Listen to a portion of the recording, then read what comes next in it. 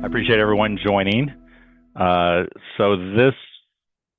lessons learned here is really a accumulation of knowledge learned while earning my PhD, and then after graduation, trying to get a book published and working with a university press, the Southern Illinois University Press. So that's the source of all this knowledge gained. So without further ado, let's see here. There you go. So the agenda tonight is quickly, I'll go through my path to the Lead Mine Men, and it's my ongoing education in writing history. Never stop learning. I'll cover why you need the historiography, and the historiography is just probably a academic word, is the history of the history. So, and it pertains to individual subjects necessarily. It's not something that goes over cross subject. Next, I'll talk about how you find your sources and where you should look. And if you have questions around your own research, hopefully I'll be able to help you there as well. Hopefully what I show is going to help that. And then when you get started writing your book, and then as you're writing your book, trying to secure a publishing contract, and then of course marketing your book once as you get closer and closer to publication. So that'll be the agenda. And of course I don't have on here, but I'll take questions at the end. So my path, in 2002, I was laid off for the very first time in an unfortunate way, and I did a lot of soul searching, and that led me back to school in 2003. That was my beginning of having to take a bunch of prerequisites just to get into the PhD program, including 8 undergraduate history courses, having to get a certain amount of A's on those. And then because my MBA, I have an undergraduate Bachelor's of Science and an MBA in Business Administration. Business MBAs don't typically require a thesis. I had to write a thesis equivalent 100-page paper. And as shaky as I thought my writing skills were, I was accepted into the program with my GRE test score, of course, as well. In 2005, that program tested my writing skills and time management skills greatly. I eventually got a job, so working full time. I was laid off 2 more times, so that added a lot of stress. Of course, I was a dad. My kids were in 03, they were 8 and 6, and a couple times I had to bring my children into some night classes. And then, of course, I also had some serious health issues along the way. And somehow, not bragging, but for the grace of God go I earned a 4.0 in the PhD program.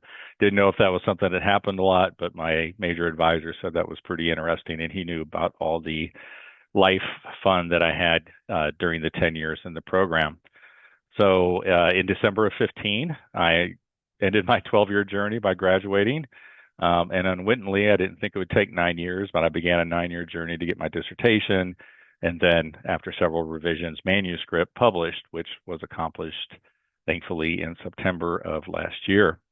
And now I'm on to my next book. I have here yet to be determined Confederate unit, but I'll be looking right now at the 9th Texas Confederate Infantry Regiment, just because they're raised not too far away from Dallas-Fort Worth, where I live, and they kind of match a lot of the requirements that I was looking for. So we'll see. With all the lessons learned that I have, I hope to only take maybe 3 to 4 years to finish that book. So we'll see. All right. So reading the historiography, to write good history, right, to place your work amongst what it's been written about your subject, you really need to know what people have written. For my case, I had to read a bunch of regimental unit studies because I needed to understand how they wrote those books, but also, which units have been, written about. And when I say written about, there's something on the order of 2,000 plus units from companies, regiments, battalions, and on both sides total. And something like I think only 20% had a modern study, any study written about them, much less modern study. When I say modern study, again, written by a Ph.D. historian or a very experienced historian that covers, that is a valid history work. Like there's a lot of books that were written right after the war in the 19th century, amateurs, and they're good, but they're not. A lot of them were not researched and documented and all of that. So, but there was a lot of relatively modern studies, so I had to read about that. But also, there's many more works about the Civil War soldier.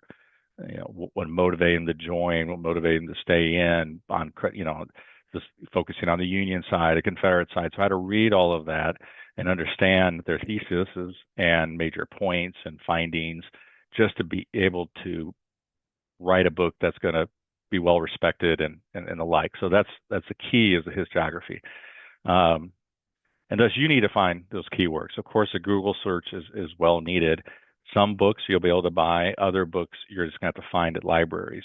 A key way to find books, and this is just, if you've never heard of worldcat.org, worldcatalog.org, you can put in the title of the book and it will tell you what libraries it's located at, and it will be based on the zip code you put in. And sometimes you can get some of those books sent to you by Interloan Library. More on that later.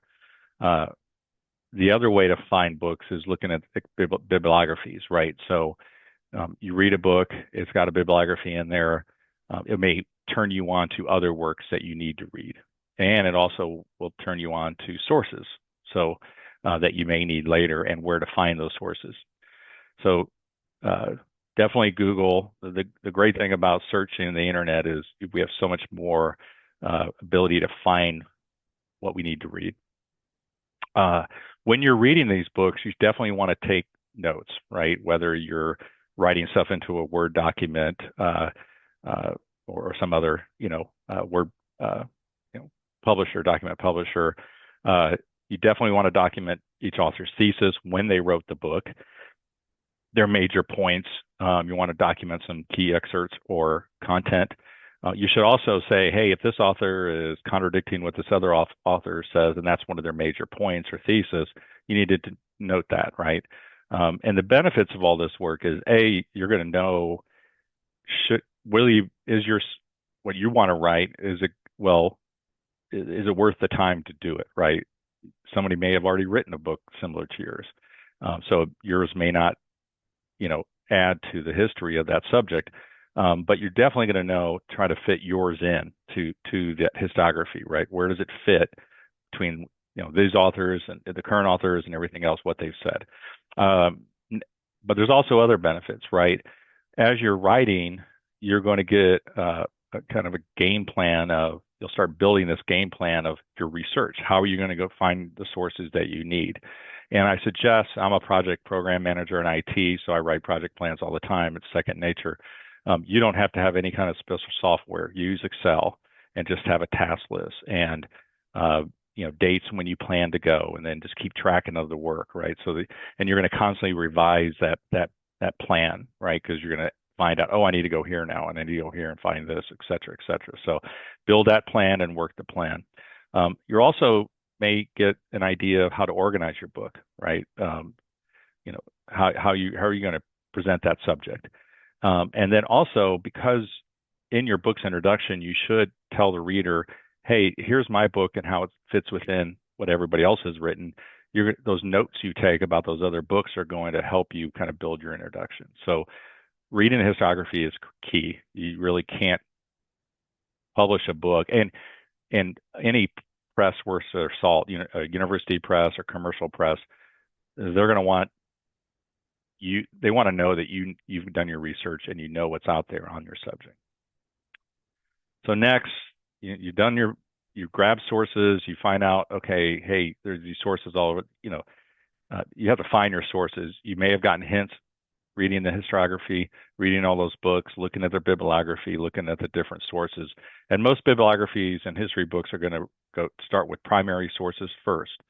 And you really need to base your conclusions, right, on primary sources: letters, diaries, official communications, newspaper articles, published reports, because that's what's written at the time, right, or soon after the event that you're studying. Okay, if it's writing a book like this is not writing a term paper, right, where you just base everything off of a bunch of books you've read.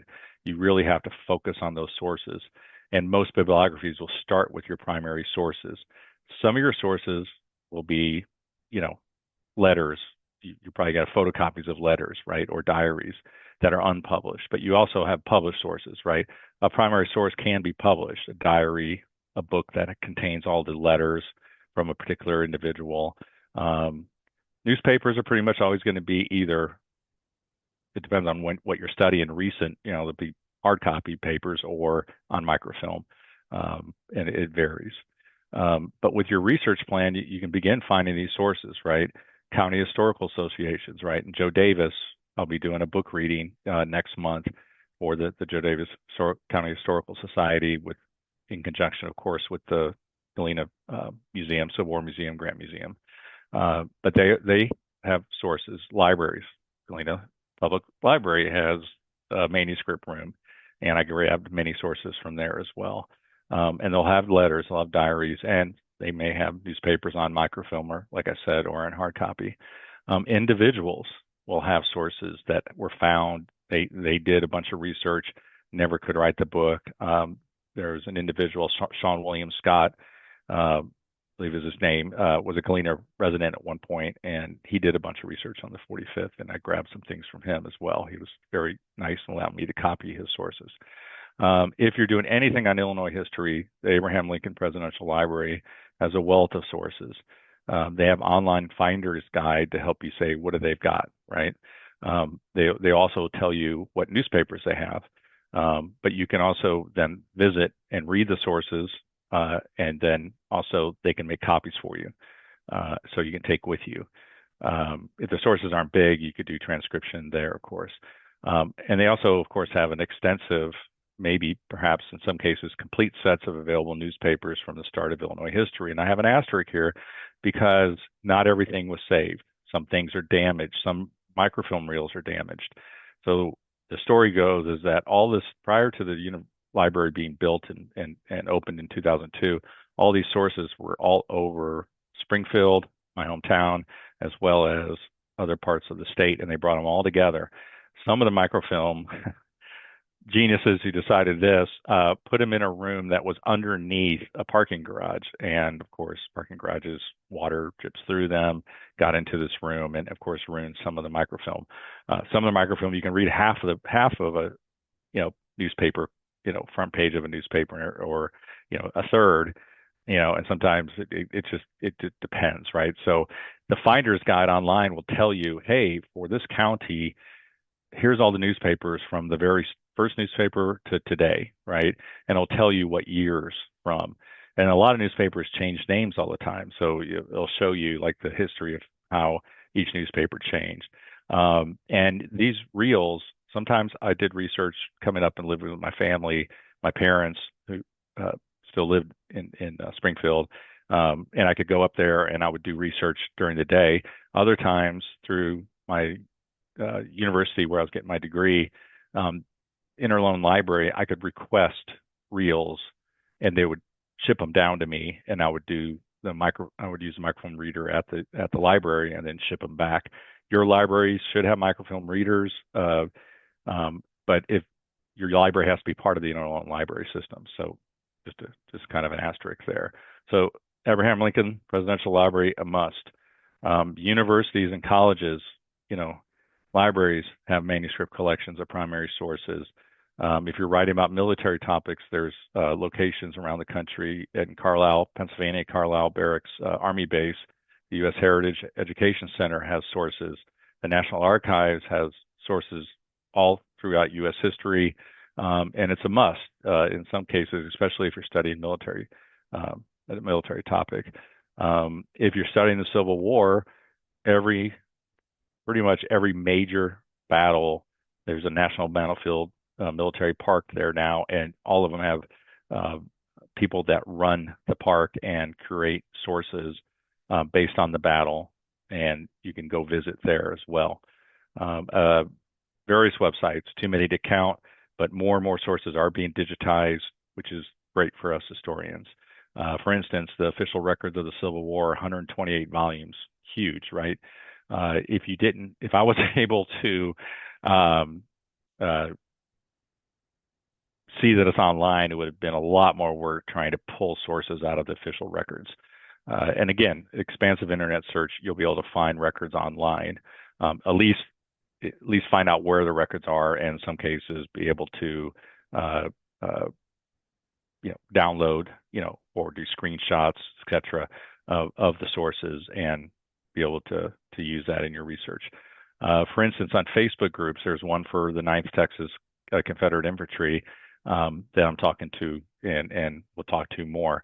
So there's different Facebook groups that you might be able to go find or ask members if they have sources, typical letters, diaries, etc. So finding the sources, I could go on and on about finding sources, and I can hopefully, if you have questions, I can definitely ask that. So you've got your sources now, right? And you've done the historiography, and you kind of know, okay, I've got my outline, right, or a beginning of an outline. You need to really build out that outline, and it should be at a level. It could be down to the paragraph level of how you're going in each chapter to cover the subject, for that chapter. Once you have an outline, or at least have an outline by chapter, you again start writing. Most history books have a preface, right? Couple, 2, 3, 4 pages, shouldn't be much more than that. In my experience, basically you write your path or journey to your book, right? There's a separate acknowledgement segment where you thank everyone that helped you in your research and writing of the book. In some cases, you might have somebody that reviewed your book and helped give you, I suggest it, obviously, and hopefully maybe a historian, right, that will read your manuscript before you turn it into a press to get it published. But, and as you're grabbing sources, as you're finding sources, as you're, going online and talking to different librarians, et cetera, document, right? So that way you have your acknowledgement section ready to go. And then finally, before you get into your chapters, before you start telling your tale, you should have an introduction, and you highlight why the book is necessary. You summarize your work, your major thesis, and your points, right? You want to tell the reader what you found, but at a high level, right? You don't want to give everything away in your introduction. Also, cover at a high level what others have written about your subject, or maybe written about the subject, but not your particular point of perspective, etc. And you should address their points, right? This is why this book is needed. And then finally, before you start going into your book, tell the reader how your book will proceed, right? I'm going to cover chronologically from here to here, etc. All right. So you're writing your book, and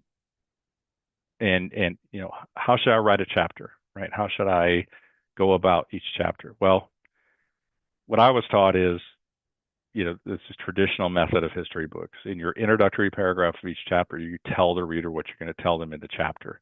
Again, you do it at a level where you're not telling everything. It's just one paragraph. But you're alerting the reader what you're going to tell them, and then you tell them, right? And then your final paragraph, you conclude by telling the reader what you just told them, right? Very straightforward. You're helping the reader go along. And of course, that last paragraph, you should do some sort of transition into your next chapter. So you've got all your chapters written, and you want to conclude your work. Again, recap your major thesis and your thesis and major points, right? And have some concluding thoughts. In my work, I did restate my thesis and major points, but I began the chapter by covering the post-war lives of the 45th Illinois soldiers, how they returned to civilian life, how the members worked to protect the unit's record and protect the achievements made through the sacrifice of the Union soldiers, i.e. saving the Union and ending slavery. That was particular to my, I had to address that, right? Because that's what Union soldiers did in many different ways in the post-war period. And then, of course, in the end, right, your final chapter is going to be tailored to your subject, right?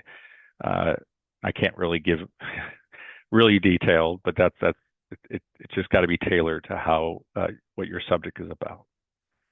So as you're writing your chapters, as you're writing your book, you really should start searching for a press to publish your work. And there's really two major categories of presses: a university press or a commercial press.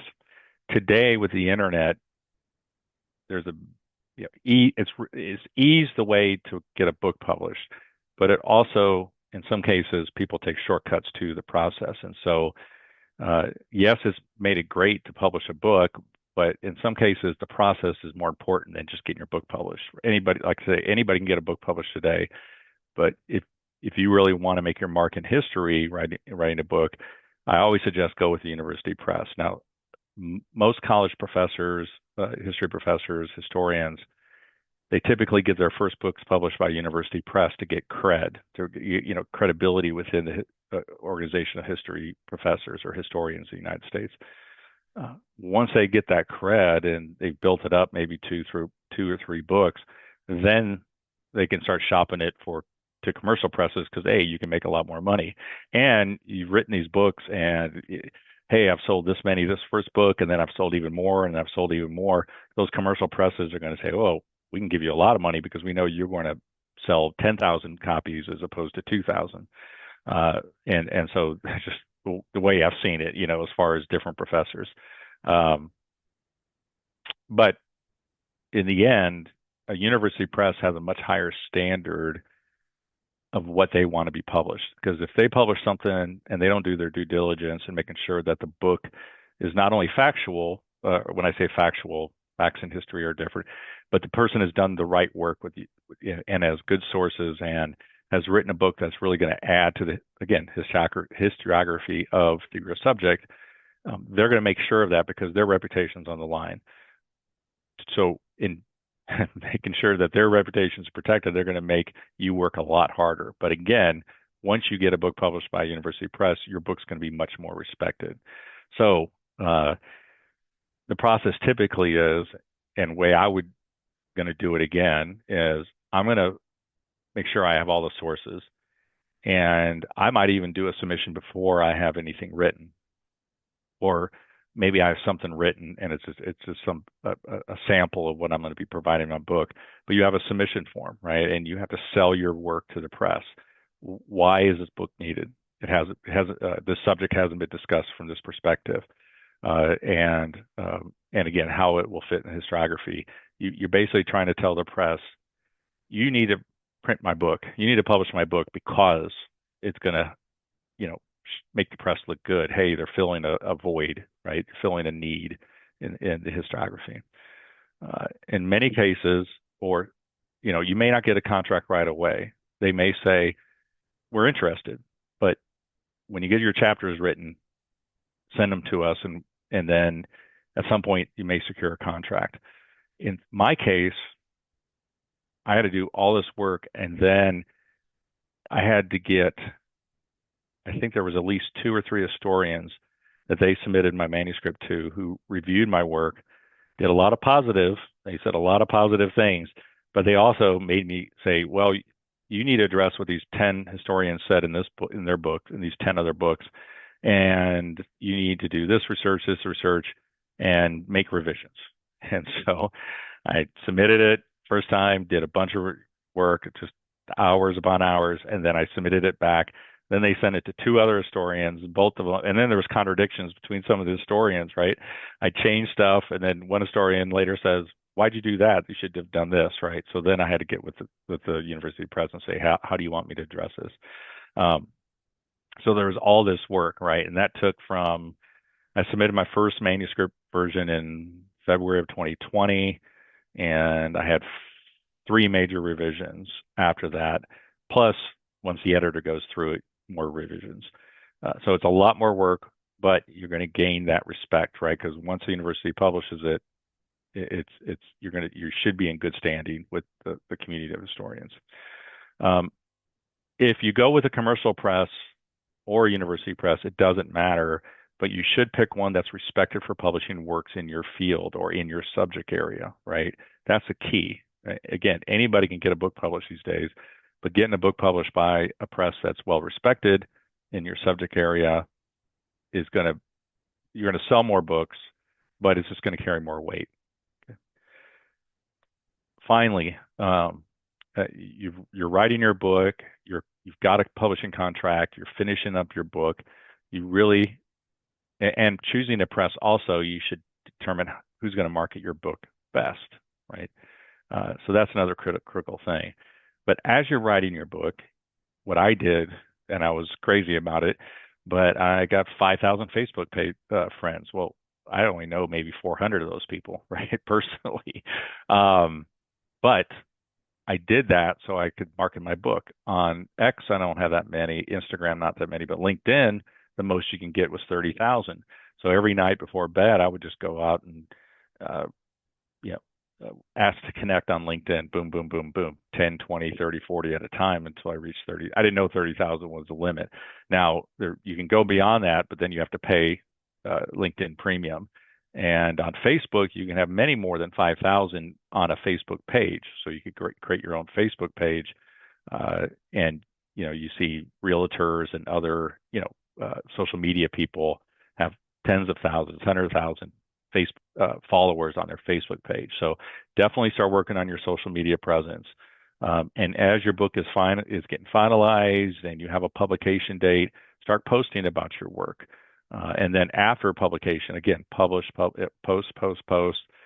It will really help sell your book. And obviously let people know, oh gosh, my little emoji didn't size very good once going to display mode. But I put my links in here. I don't know, Larissa, if you're going to publish my PowerPoint for other people.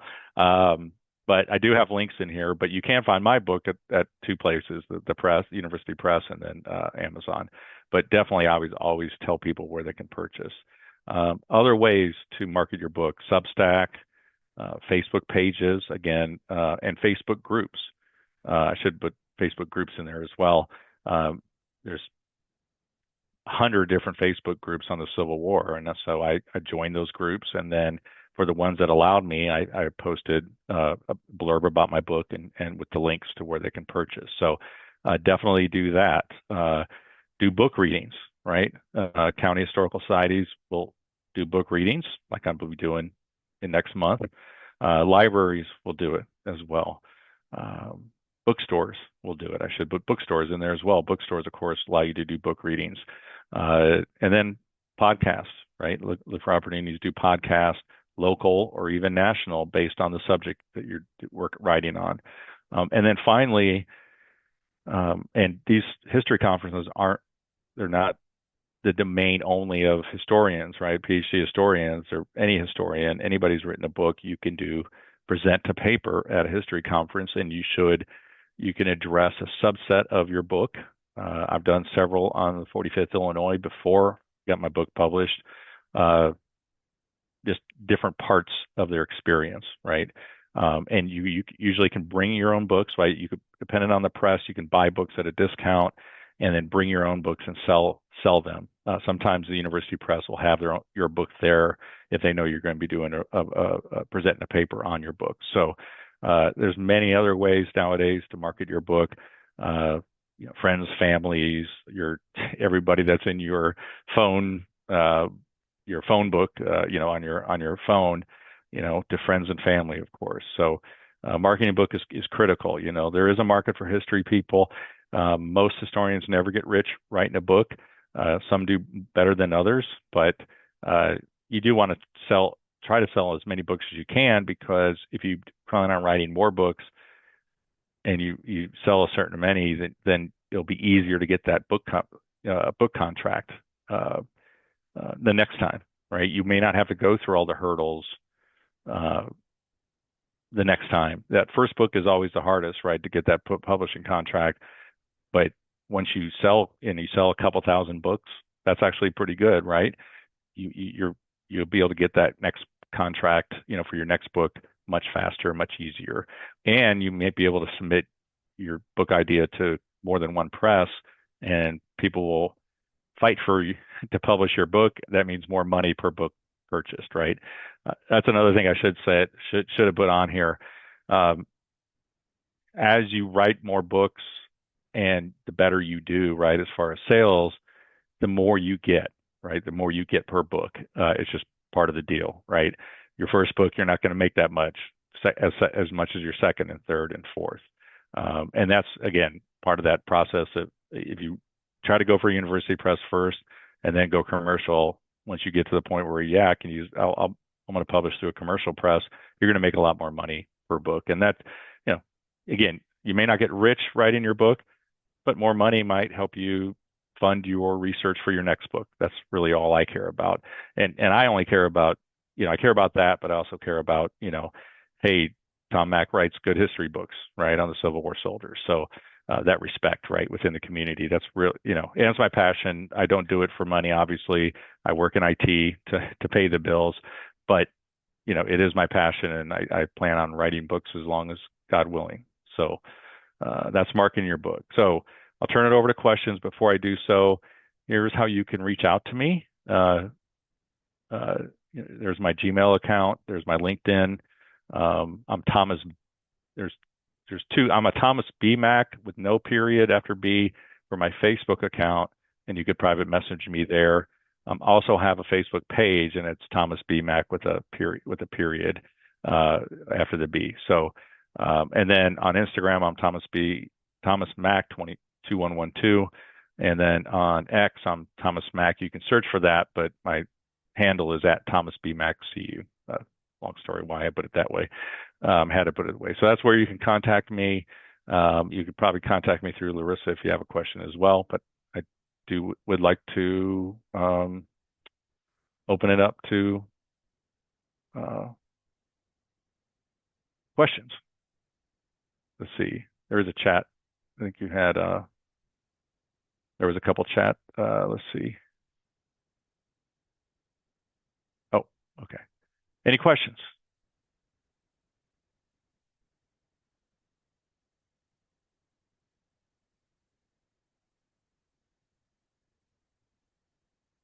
I couldn't have covered everything, Larissa.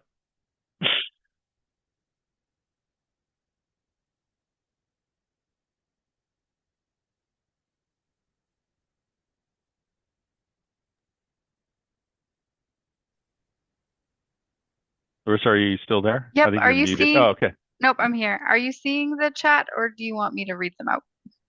On the chat,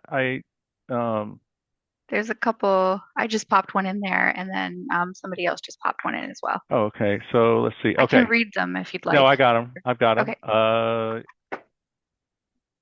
Yeah. So facts, right? There are certain facts. An event happened on a certain day. So and so were involved. Those are facts, right?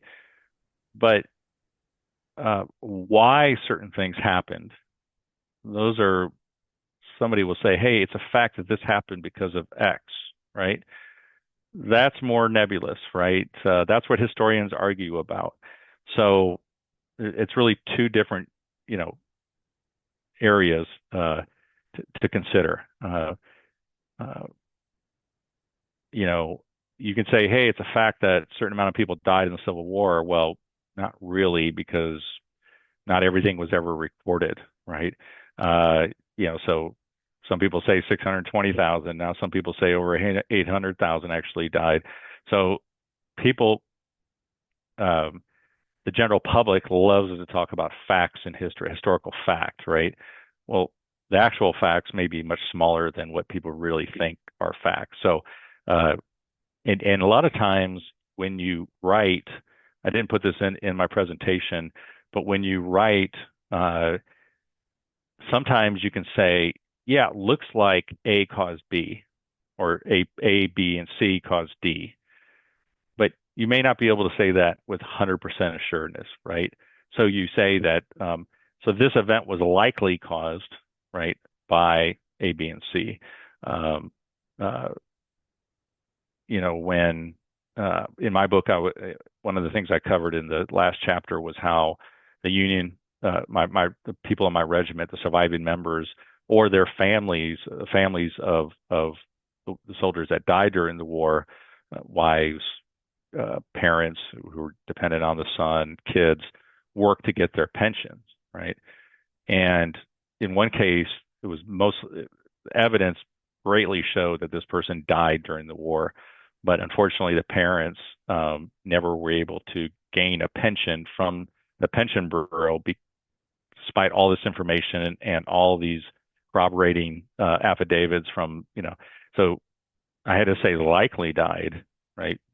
Because there was just no record. He was thought of being captured during this one battle, but he was never seen or heard from again. So sometimes you just have to use those moderating words to moderate.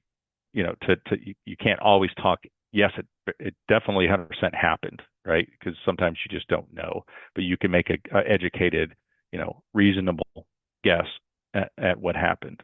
So that's where facts and history are different, right? There's not all the facts sometimes. Let's see. Yeah, so about the 45th Illinois, I can't remember the total number of soldiers. So one of the things that happened with the 45th is very quickly, about 6 weeks after the regiment was, the War Department said, yes, you can form this regiment. And to go step back about the Washburn brothers, two of them, I think, were living in Galena or in northern Illinois prior to the war. Elihu Washburn was the congressman for the Illinois First District, and he was very good friends with Grant. He knew Grant before the war, and he became Grant's benefactor. He knew Lincoln from their Whig days before the Republican Party was created, and he had Lincoln's ear, and he protected Grant when people wanted to get him fired, saying he was a drunk. But he was also good friends with the Colonel Johnny Smith, and he got Johnny Smith, who was a jeweler, ran a jewelry store near the Grant leather store. He got him named as the colonel, even though he didn't have any military experience. Very smart man. And so Washburn helped the regiment get top grade equipment and uniforms, and most importantly, cutting edge rifles for the time. These British made Enfield rifles. There was Enfield and Springfield rifles that were still muzzle loaders, but were, and only 5 other regiments had those rifles, the Enfields at the start, and the regiments formed in 1861. So that's why they were called the Washburn Lead Mine Regiment. They named them the Lead Mine Regiment because of the iron ore industry in and around Galena and Joe Davis County. For some reason, the glaciers, for those that don't know, they didn't mow through Galena and make it flat like the rest of Illinois. They went around the Galena and Joe Davis area, and it made it easier to get at the iron ore. The natives that were living here before the white man came, mined it, then the French, and then of course the Americans. And at one point in those who don't know, again, early 1840s, Galena was richer than Chicago. And in a very quick period, I think over a very short period, something like 8 times as much iron ore was mined than had been mined in England just a short period before that, right, in just one tiny area of Illinois. So that's why they called themselves the Lead Mine Men, or the Lead Mine Regiment, and eventually called them the Washburn Lead Mine Regiment in honor of Washburn's work to help outfit the regiment. So in July to August and into September, 7 regiments of the 10 that was needed for a regiment were pulled from not yet the Quad Cities area, but the regiments just to the south and east of Joe Davis County. About, not quite a third, about 31%, I believe, of the regiment came from Joe Davis County. Again, mostly Galena, but all around the county, and then to the east, all the way out to right before Lake County. And then they got moved to Chicago, to Camp Douglas, land that was donated by Senator Douglas's family after the senator had passed away. And they were joined up with a company out of Lake County, Waukegan area, as well as 2 other companies, mostly made up of people around the Quad Cities. Well, I should say the Illinois side of the Quad Cities, right? And they were formed and officially mustered in December. So, and then they went on to the war. So the reason I wrote the book, though, was that relationship with Grant was important.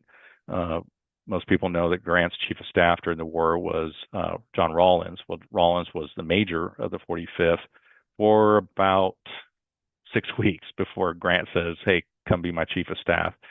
And then one of the captains, when I say captains or lieutenants, Rowley, later, maybe 2 months later, I think sometime in November, Grant pulled him into his staff. So that relationship with Grant, and then later in the war, there was some interaction where one of the soldiers, because of what he did at the Battle of Champion Hill during the Vicksburg campaign, Grant saw his actions and called him to his tent, and this 20-year-old trembling private was given a furlough because of his work. Well, that private, Bellinghall, he eventually became a sergeant and ran his company for the last year and a half or so, or year or so of the war, because of, officers being out sick, wounded, etc. The interesting thing about Bellinghall, he was a clerk at a store, and he waited on Grant and Washburn and a bunch of the officers and of the regiment as a 16-year-old, and he was admitted into the regiment as a 16-year-old as a drummer, but fought bravely in the first battle and was made a rifle carrying private. So, and the interesting thing about Bellinghall is another story. His family, his mom remarried during the war, and his mom and sister, with the new husband, they moved to California. So he follows them out there, and with his friendship with Grant and Washburn, they gave him a job in the customs area, I believe, of San Francisco, and then eventually started his own import-export business, which is still around to this day. So these relationships built are very interesting. This guy was a go-getter. So, but the main reason I wrote the book is they fought very well at their first battles, Fort Donelson and then Shiloh. But during the Vicksburg campaign, they fought very well in 3 of the 5 battles leading up to the attack on Vicksburg itself. And they helped dig. So those don't know, once I got to Vicksburg, there was 2 attempts to break through the city defenses on the east side of Vicksburg, right? On the west side was the river. So the Union Navy's bombarding Vicksburg.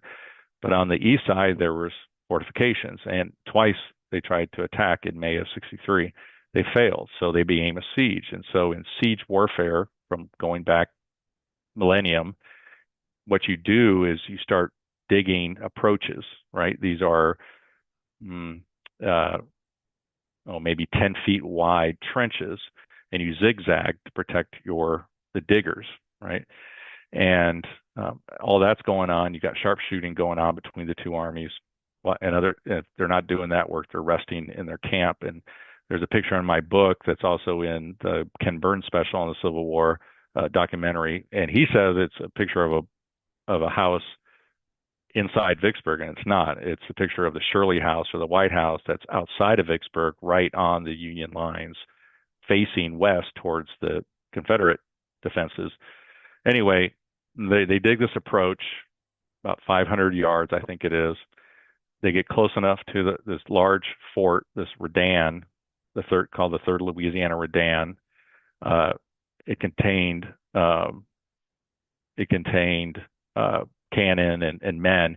It was supposedly the largest, most formidable fort facing the Union forces around the whole fortifications.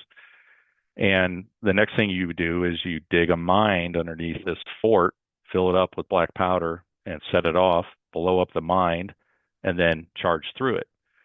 So because there was many miners, the lead mine regiment, in several sources read that the lead mine men, the 45th Illinois members, were key in building this mine. And the day they knew it was going to be finished, the mine was going to be finished the next morning. General Logan, who was in charge of the 3rd Division of the 17th Corps, who was the 45th Illinois division commander, first asked his old regiment. Logan was a Democrat congressman from Southern Illinois, but a very fierce Unionist, and he was given command probably through Lincoln because of his connections. He was eventually made a general, and he was one of the best civilian or non-trained generals in the war. Anyway, so he came to his old regiment. I think it was the 30th Illinois, 20th Illinois, and they refused. He wanted them to lead the attack after the mines exploded. They're like, no way, it's going to be a bloodbath. And he came to the 45th, and it was the very thing. He comes to him and says, 45th, who's never turned down an order and has always carried out my orders faithfully, will you lead the attack? And the men all said yes. And so what happens is the mines get set off, 45th charge in, and they're slaughtered. What happened was they tried to dig the mine deep enough, far enough west, but they failed to recognize there was another line of entrenchments because the Confederates weren't idiots. They knew that these saps, these approaches were getting close, and they knew they were trying to countermine. They were trying to collapse the mine that the 45th and others were, digging out. As they were doing it, they knew that was going to happen, and so we're just not going to let them blow up a hole into our lines. They dug another line of entrenchments behind the original line. Unfortunately, when the mine exploded, it didn't blow through the second line, and so Confederates were able to rush really quickly, enough men, and this opening in their entrenchments, they started firing right as the 45th come in. The 45th loses very quickly their lieutenant colonel, who's killed. He's wounded mortally with a bullet stuck in his head, and their major is killed instantly, bullet to the heart. And then later, the colonel gets badly wounded, wounds that eventually killed him about 3 years after the war, are all dead or wounded or will be dead, horribly wounded. So I read about all this. I read about the struggles in the fort. They can't break through. They can't get enough people through. It's a much smaller crater than you would think, and they're fighting uphill, and they can't break through. But because of this work, because of their willingness to volunteer, the head of the 17th Army Corps, who reported directly to Grant, General James McPherson, writes to Grant as soon as the surrender is agreed to on July 4th, 1863. McPherson writes to Grant saying, I want the 45th to lead the army in after the surrender. And Grant knew about the 45th, of course. So he goes, sure, go ahead. And so their division, the rest of the division stayed in their trenches because there was a threat of, you could have there were Confederate forces out in the countryside. And the 3rd Division marches in after Grant and his commanders, and at the lead is the 45th Illinois, and their tattered battle flags, the United States flag and the regimental flag, are hoisted above the Vicksburg courthouse, the first Union flags to fly since over 2 years prior to when Mississippi seceded. So I read all about this. I'm like, oh, this is a great story. So hence I proceeded to write seminar papers on the 45th Illinois, and then once I got through all my comprehensive exams and all this stuff, I was able to focus and write my dissertation and had a great major advisor. My writing skills continue to improve. And then, of course, I was able to find enough sources and do the work and get it all done and finally get it published. So that's why I spoke about them. The Galena soldiers, they're all most of them are all patriots. You had some families that the father and 3 sons all join up. The father has to quit because of a disability, a sickness. And I think 2 of the 3 sons die, in the war. So, it was very interesting, and just, I had such great love for the men, and you have to when you start writing on a subject. Okay, let's see. I work in progress about Wyatt Earp and John. Okay, can't seem to make a full book out of it. Are there any places that publish small historical pieces? Yes. So you could write an article about this, and there are. That's another thing. Stepping back to what I talked about with your papers, if you write a paper that you deliver in a historical conference, right, a history conference. But you could also write articles, right, about your book, right, in so many different uh, history publications, right? There's several on the Civil War. There's, I think there's an Illinois Journal of History. So that's another way to get published if you don't have a full book. And I gotta believe that there's different Western Historical Journal. You could probably Google it. There's probably some on the history of Hollywood and all of that. I got to believe that there's a journal out there where you could write a 20, 30 page article based on the sources you've captured, Andy. So I hope that helps. Um, but I think that's really would uh, be your best bet if you can't write a full book. Is there a part of the research or writing process you like the best? Conversely, is there a part you like the least? Um, yeah, doing the research is great, right? I mean, once you have these aha moments, like, oh my gosh, this is going to be great, right? Uh, for instance, at the National Archives, they have pension files on every soldier. Now, I couldn't go through every pension file, but they had statistics of how many were submitted, how many were accepted, right, and who submitted them, right? So that was great information. But also, I would go through several of them and capture information and grab that out. But also, there's service records. So when there's these, they call these muster and descriptive rolls that are kept by the adjutant of each regiment, and at different roll calls, there was like, who's there, right? Because some of these people were gone at hospitals and all these other things, or gone on an assignment, or going home to go do recruiting. And then you have all that information, but you also have when they reenlisted, when they got promoted, if they got discharged for disability, you found out why. There was also medical records, right? So I grabbed all this medical records, and that was one thing some people really liked about my book is I go into detail about in an appendix, but I also used it throughout the book on their medical, how many people died of all these different diseases, right? You wouldn't believe it, but men died of diarrhea, and diarrhea and constipation were one of the two biggest reasons men fell into hospitals. And it's almost like everybody at some point was in the hospital at some point because of that, because of the bad water and bad food and all of that. So it's that aha moment of doing the research is great. And I really like that. Now, I'm not the greatest writer. I was never a great writer growing up. But the writing's great when you really start being able to put all together because you have all these great sources, right? So that's that creative process that I really like. The hardest part, the least part is going through getting the publishing contract and answering what other historians said. It's just very laborious and it's time consuming, and you're just trying to, okay, I need to address it, but how do I fit it in without going too many words? And so it's a very churning process.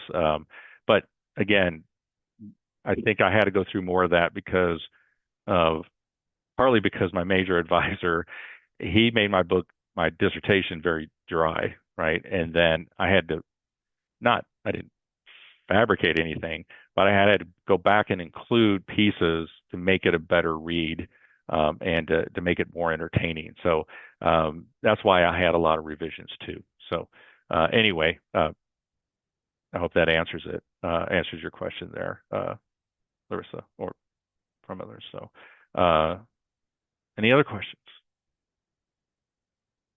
I know we're getting close to the end of the hour.